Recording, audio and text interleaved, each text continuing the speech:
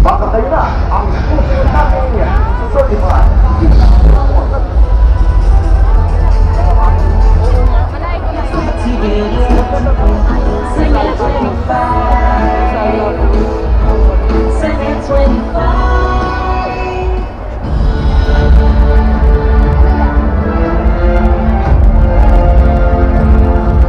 Nagbabalik po ang ating special coverage para po sa National Rally for Peace.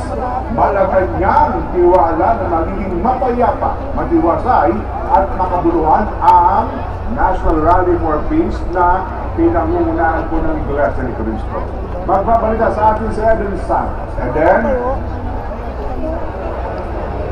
Yes, Kuya Chen and Kuya Nelson, magandang tanghali sa inyo. Ginagarantihan na ng ating konstitusyon ang pagsasagawa ng mapayapang